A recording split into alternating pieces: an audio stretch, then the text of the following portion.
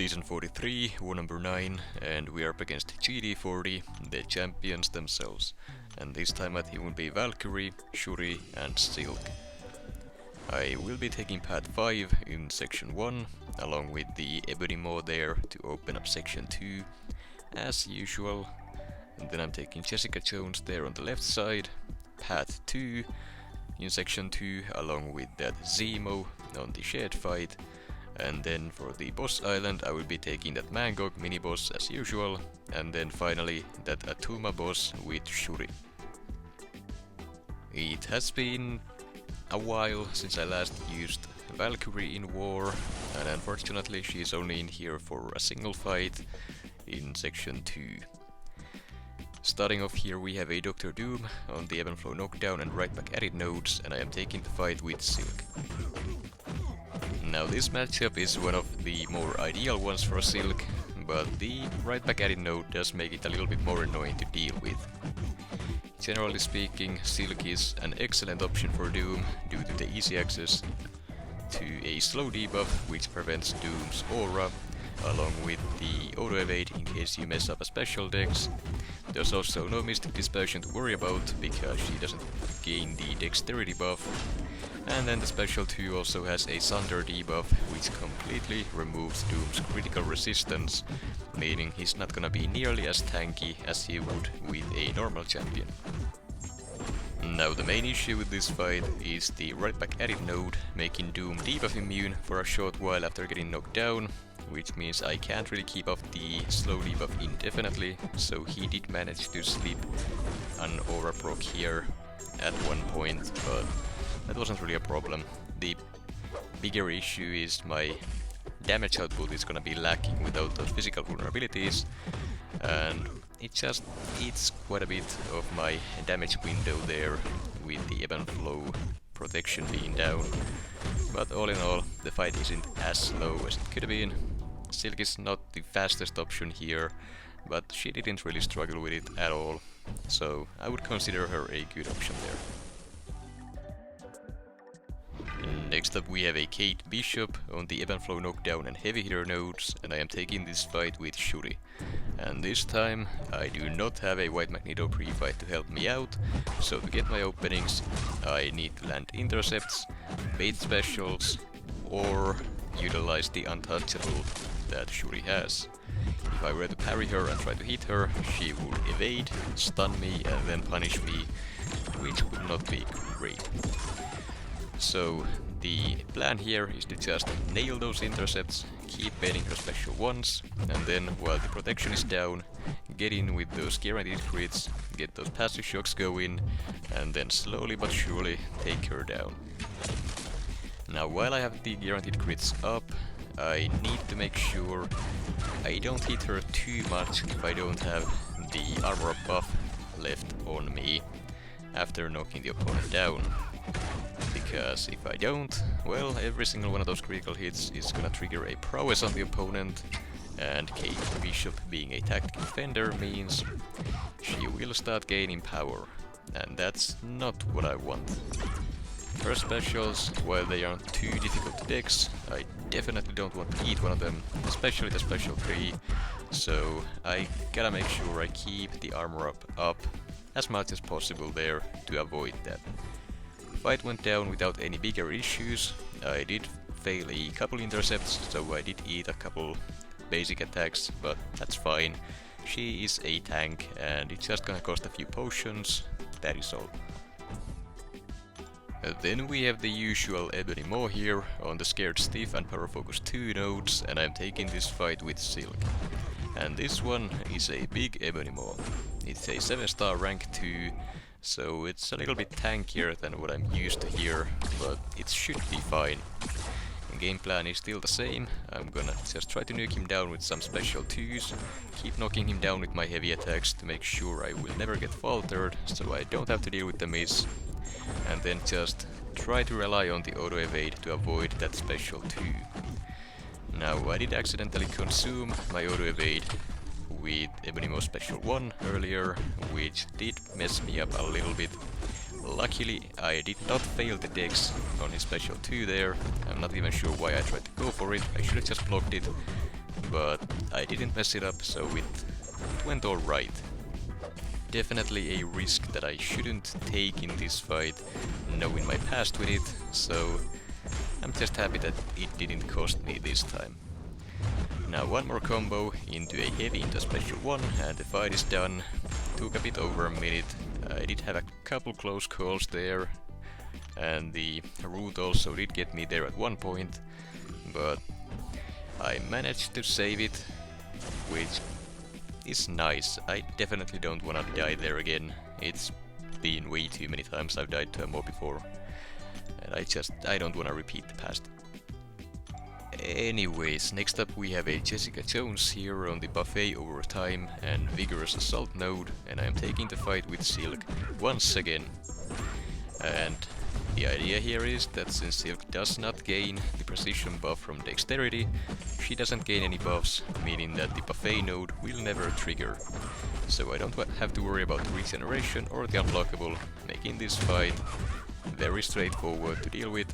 The only real issue that's left is the unstoppable that Jessica Jones has, but even that gets completely shut down by the slow debuff that Silk has access to. Now, in case you don't have a Silk in your BG and you are struggling with counters, you can also use Shuri for this fight. She is also immune to the precision from the dexterity mastery, so the only buff that she can get is from the attack tactic when knocking down the defender. So you can take this fight down with Shuri by simply just never using her specials or the heavy attack. Now, that also means you can't really keep up the shock debuffs, so you could also just use the special one like normal. You are gonna trigger the buffet, but the Despair Mastery along with the shock debuffs will shut down the healing, so all you need to do is just wait out the unblockable and you're good to go.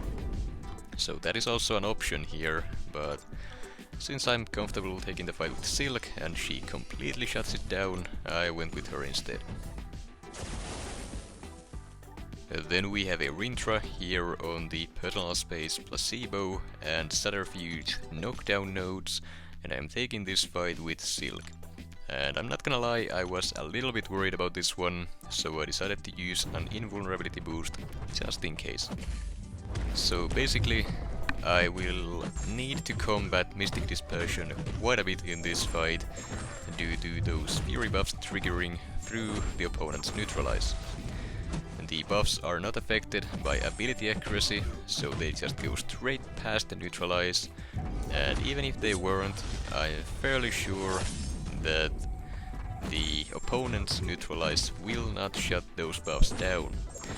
You can also see that the placebo buffs go through the neutralize just fine, and that is because the buffs are coming from the opponent and not Silk.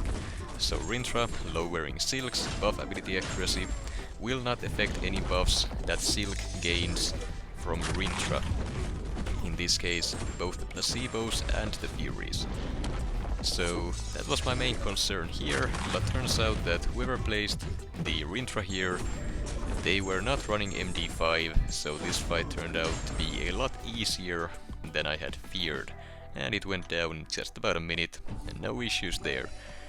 But I gotta say, if that was placed there with MD5, I might have been in a little bit of trouble with a couple special 3s, but I'm sure Silk could have pulled it off anyways. Then we have a spot on the personal space placebo and EMP modification node, and I'm taking the fight with Shuri. And since Shuri is immune to shock, the EMP mod node basically doesn't do anything so long as I don't get hit.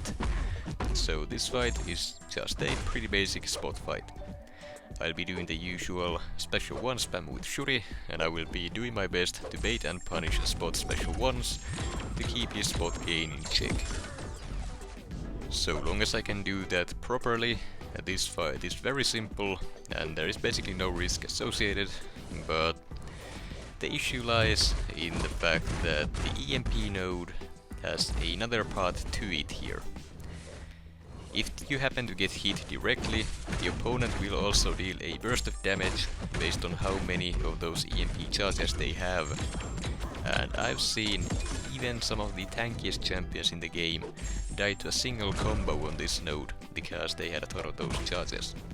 So I had to be very careful that Spot didn't trigger the untouchable out of nowhere and combo me to death with all those charges, because that would have ended me real quick.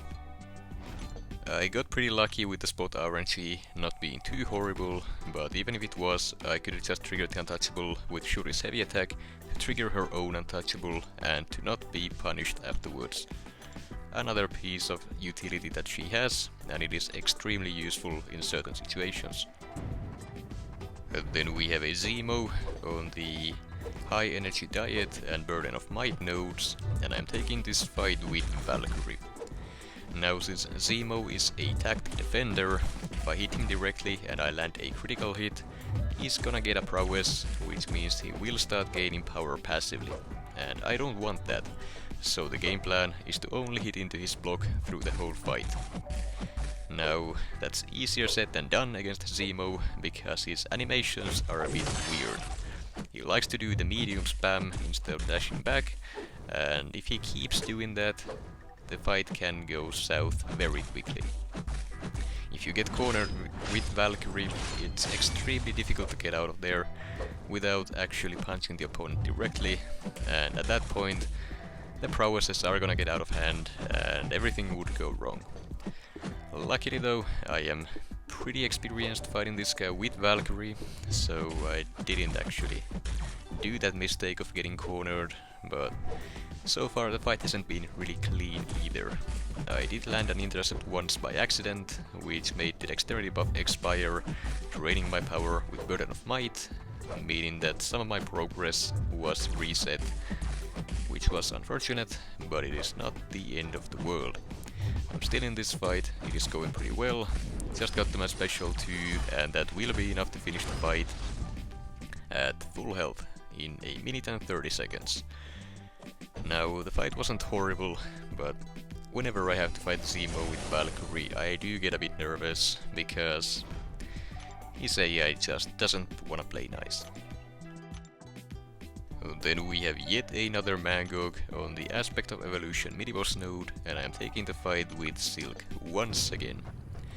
As usual, the game plan is to just use an invulnerability boost, rely on that, push Mangog to his special 3 and bait it if necessary, and then try to finish the fight with a single special 3 rotation. Usually a single rotation like that is not enough, because this Mangog is usually a 7-star rank 2, but this time it's a 7-star rank 1, and I am running the bigger science powerback boosts. So if I get lucky, I will get to my special 2 with the passive stun from my special 3, and that should be a big enough burst to actually finish him off with just a single rotation.